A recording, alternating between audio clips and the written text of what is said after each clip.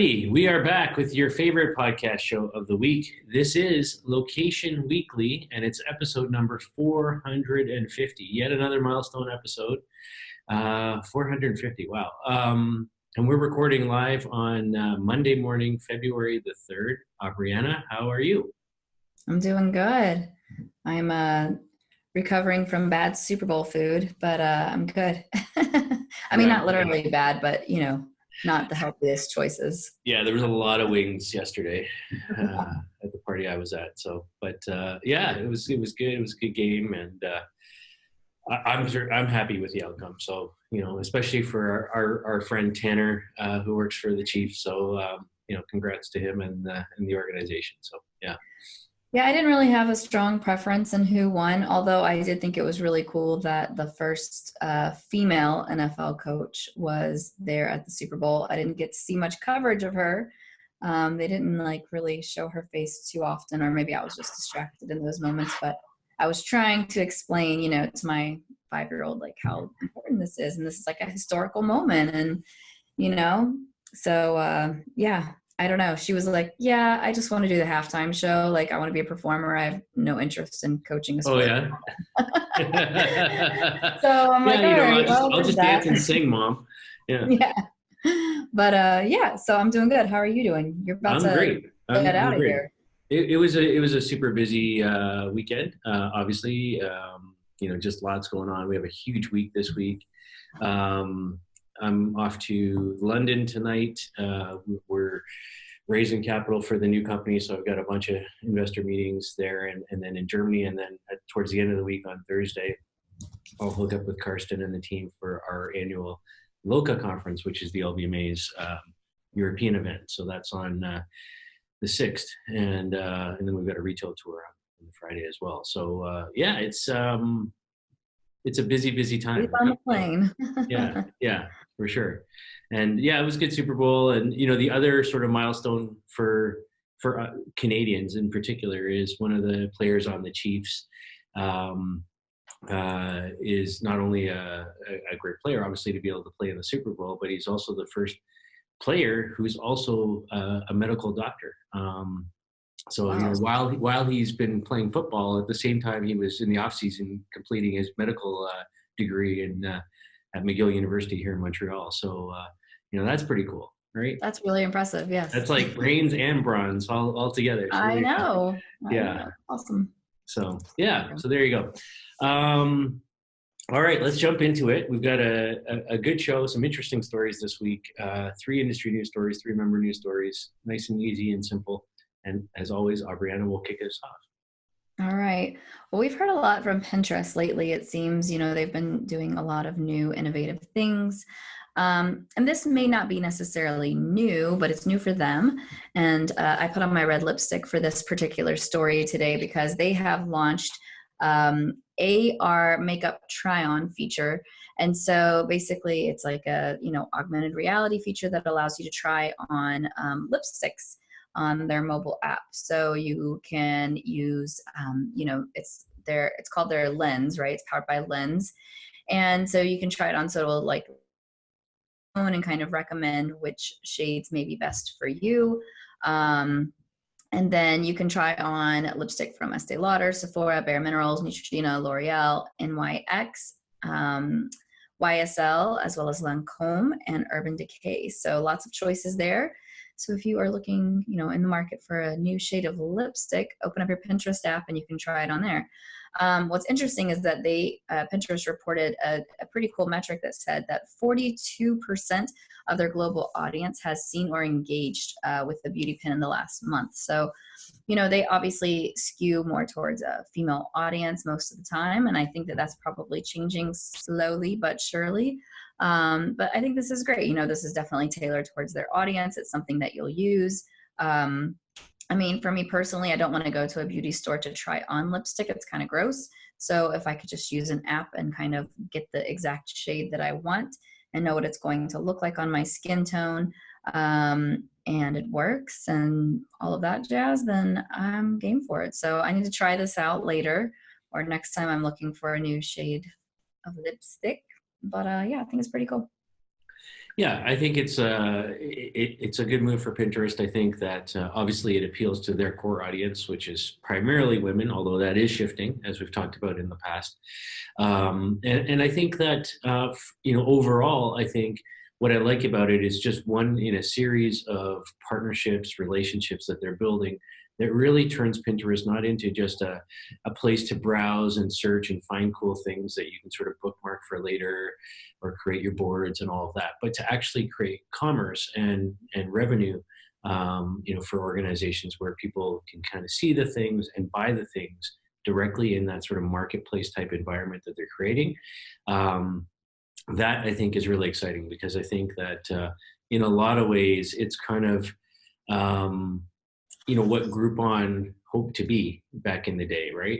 Sort of this big marketplace trying to drive revenue, take a piece off the top, for a lot of businesses. Now, these are bigger brands than what Groupon was working with typically, but I think that, the visual aspects of it in terms of search and then the ability to kind of, see what it's like on you and then further translate that to potential purchases, I think is brilliant. So I got nothing bad to say about this. I think it's a good story all around.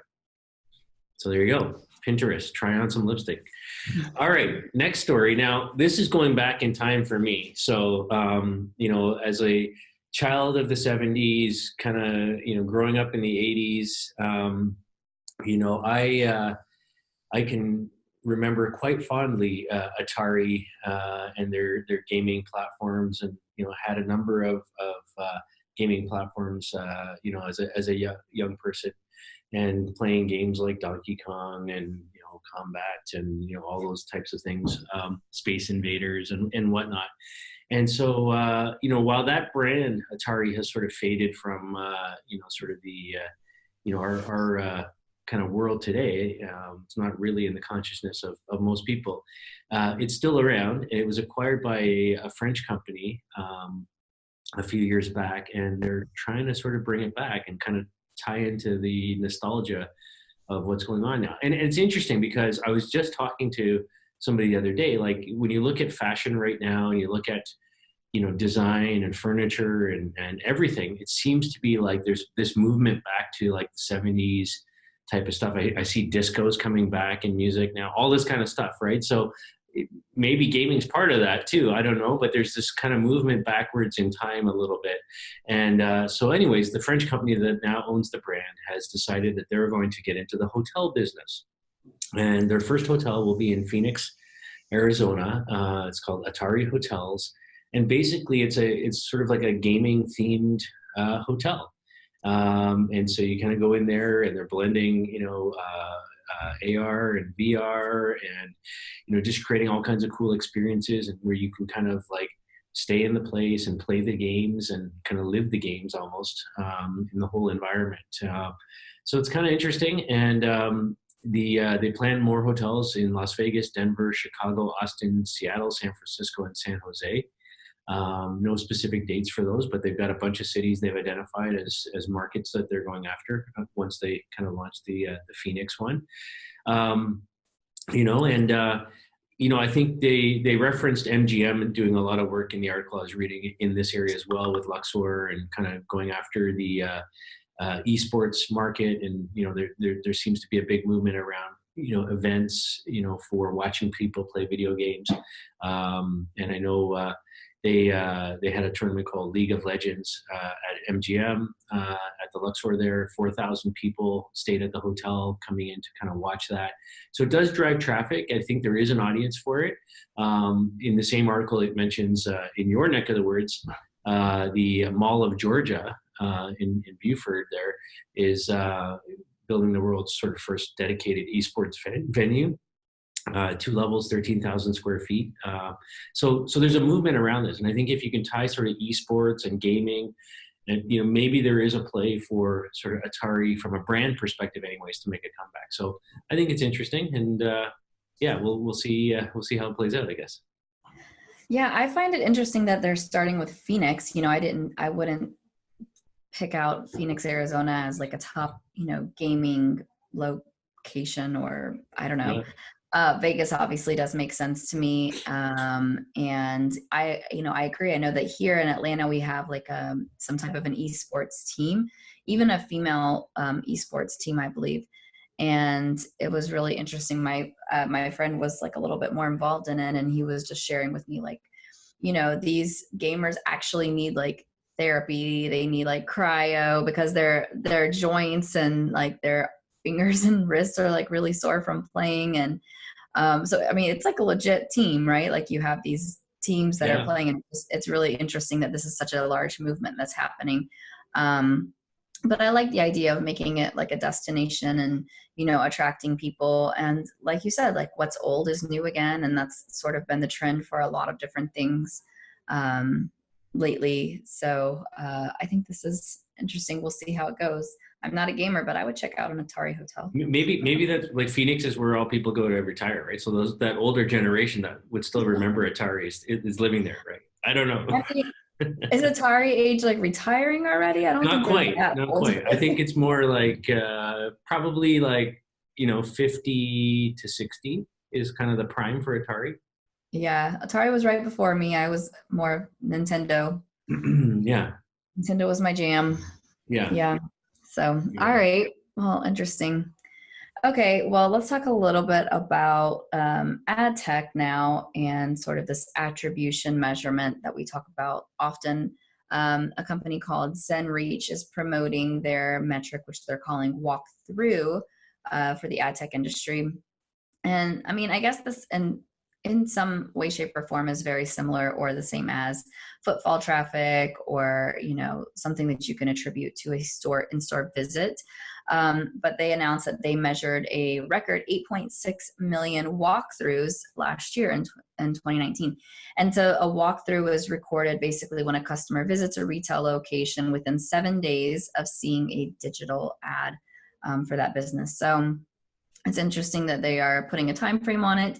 And so what ZenReach does, which I thought was kind of interesting, is they're actually using the retailer's Wi-Fi signal to kind of measure this and to know when patrons visit one of their stores. So what I like about this is I think the approach is very measurable and it makes sense because with pure GPS signals and in-app location signals, like you're going to get spotty at best if you're in a strip mall, unless it's like a big box retailer that's kind of standalone.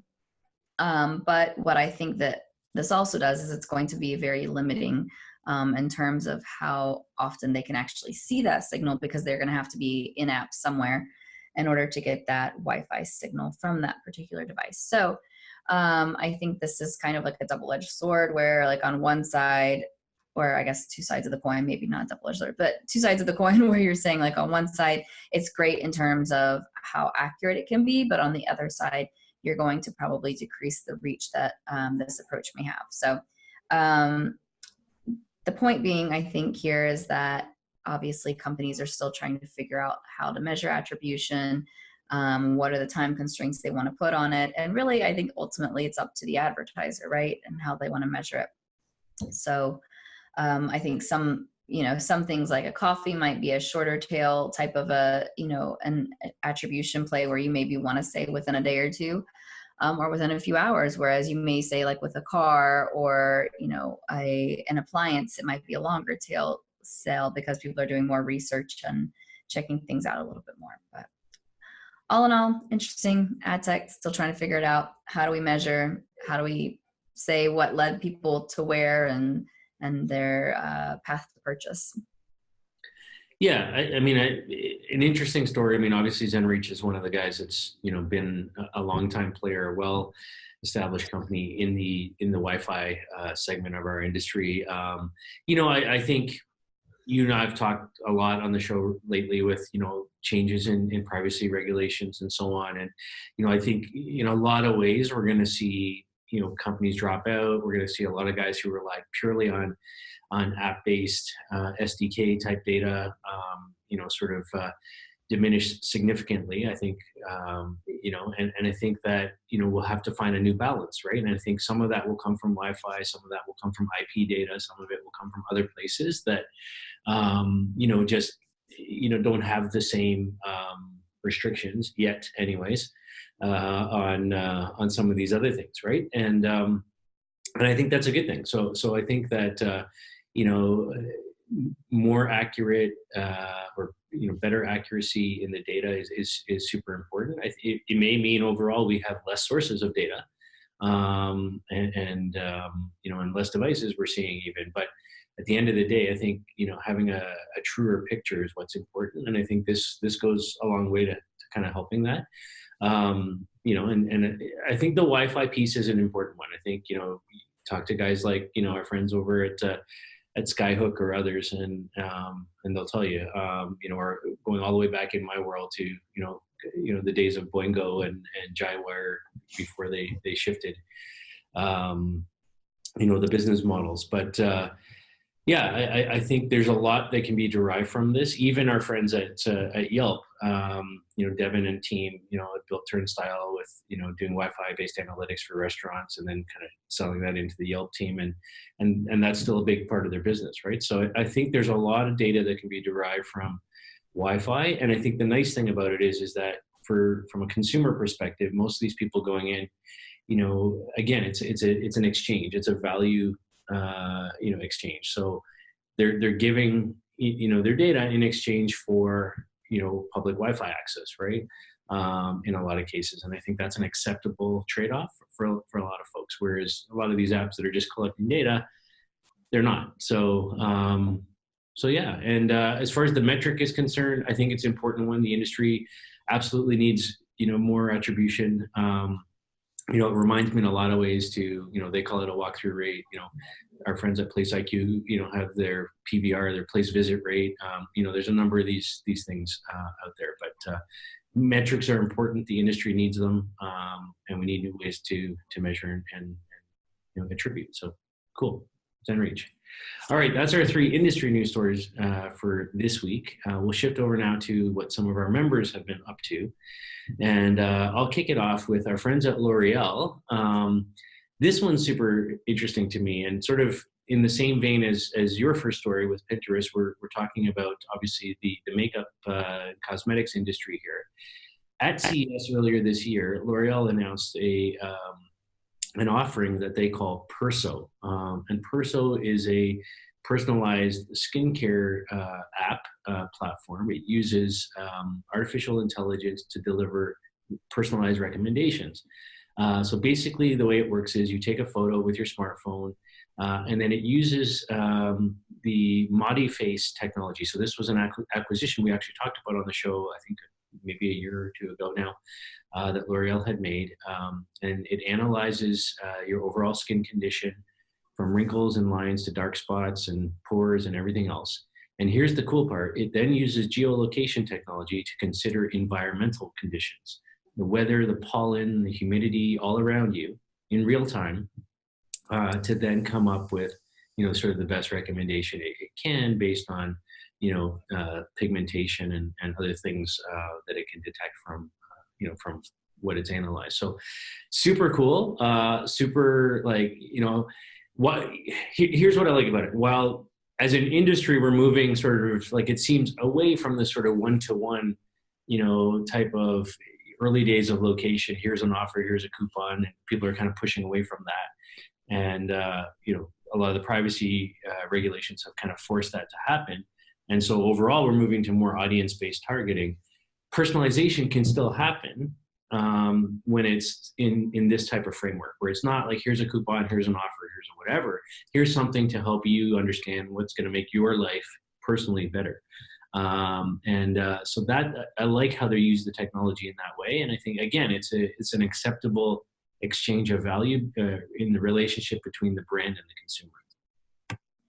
Yeah, I really like this. I mean, anything that can make my face look better, I am, all for sharing my location. There you go. But I like this. Yeah, I think this is really interesting. And I like how they are considering the environmental factors and, the humidity, because what works for West Coast me would not work for East Coast me. And, winter me is different than summer me. And, your skin is always changing. And so I think that the location and all of the other factors that they're taking into consideration are really, really cool. And I think this is a valuable partnership, and definitely, delivering something of value to the consumer. So I am going to try this out as well. There you Lipstick go. and face We've care. got lots to do this week in terms of. I know. It's all about my face. Yeah. All right. Well, something not about faces, but about Havas has actually partnered with a company called Moving Walls. So this is more not in North America here, but we're actually moving. So Havas Group's out of home brand, which is called Ad City, specifically is partnering with Singapore-based ad tech company, which is called Moving Walls. So what they're doing is this is going to enable Havas/Ad City to have greater precision and track ROI on their out-of-home and digital out-of-home efforts. So basically, we've talked about this before. This isn't something super new either. We've talked about this with Clear Channel and lots of other companies, but kind of measuring things that will provide evidence-based outcomes for how well these ads are performing in their locations on where they are, and also give them a stronger understanding of audience behaviors and who are the key consumers that they should be going after based on mobility, right? So this is going to be in Malaysia, Singapore, India, Indonesia, and Philippines. And then they have hopes to extend it to Thailand, Vietnam, Hong Kong, Australia, New Zealand in the months to come.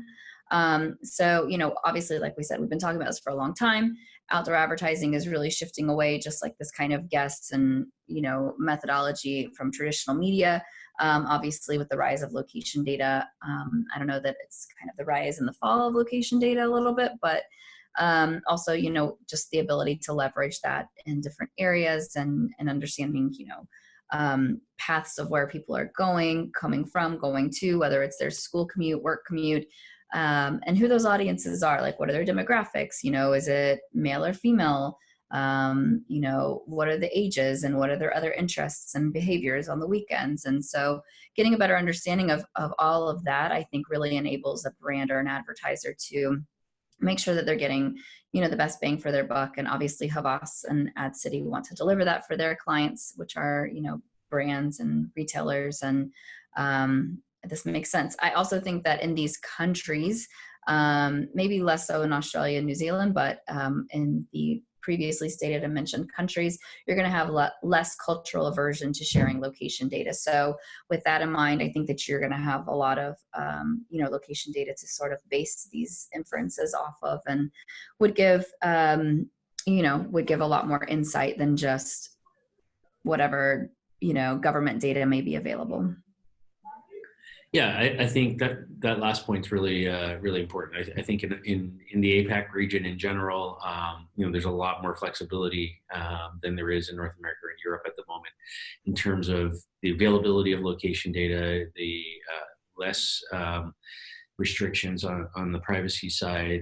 Obviously, in markets like China, facial recognition is even mandatory for all citizens, and things like that. So I think when you're talking about out of home and measurement around out of home, looking for ROI, we've seen a lot of these types of partnerships lately. I think, the old days of counting cars going by, billboards, on the streets or people walking by, in a manual fashion are long gone. And I think that, it's much more effective, obviously, to do that in today's world by looking at the number of mobile devices passing by. We've seen partnerships between, mobile operators and out-of-home companies, AT&T, and Clear Channel teaming up some years ago here in the U.S. market, and just a number of these types of partnerships we've talked about lately, really around just measurement, right? And I think in the same way that we talked about the walkthrough rate, you can talk about this in the out-of-home industry. Obviously, it's not Wi-Fi we're talking about here; it's app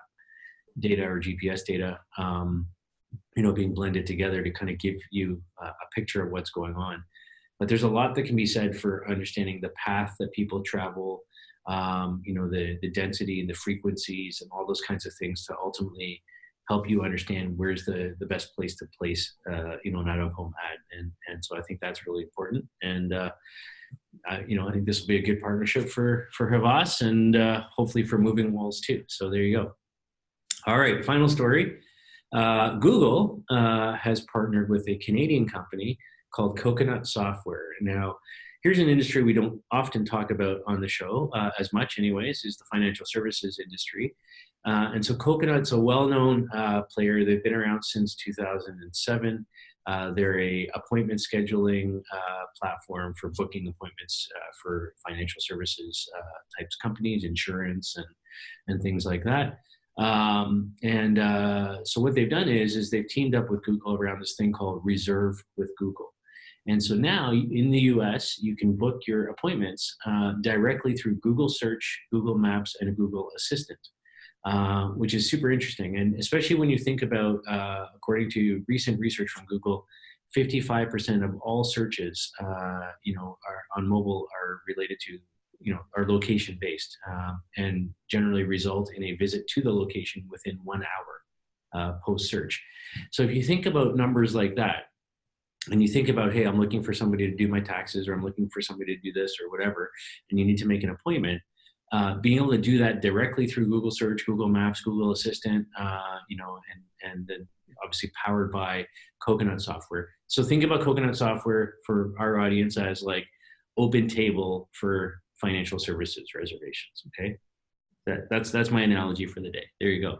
And so here's an actual reference case that they gave. So Jackson Hewitt Tax Service, which is a Coconut customer, they're the second largest tax preparation service in the US. They saw a 41% increase in booked appointments and tripled their conversation rate since they began using their software.